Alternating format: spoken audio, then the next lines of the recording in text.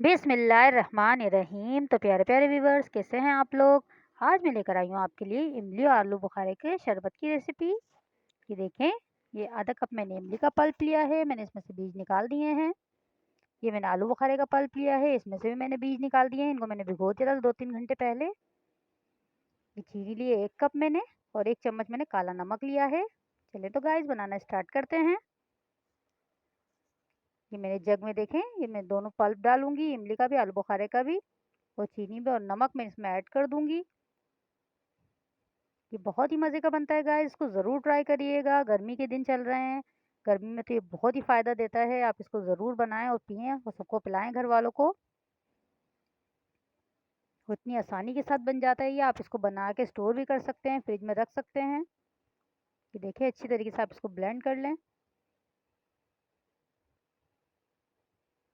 ये अच्छी तरीके से ब्लेंड हो गया है, इसको मैं निकाल लूँगी एक पतीले में छोटे से।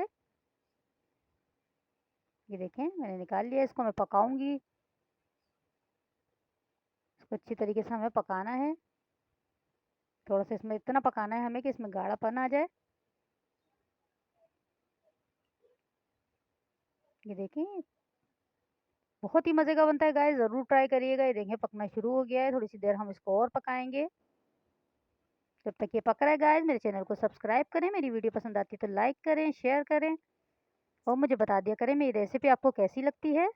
ये देखें, गाढ़ा हो गया, ये बन चुका है हमारा, बिल्कुल तैयार है। आप चाहें तो इसको इस जार में भर के रख सकते हैं।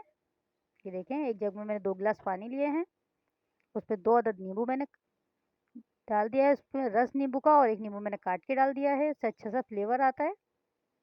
वो अपने टेस्ट के हिसाब से, अब ये जो पल्प हमने बनाया हुआ है इमली और आलू बुखारे का, वो आप इसमें ऐड कर दें। ये देखें कितना ज़बरदस्त बना है ये।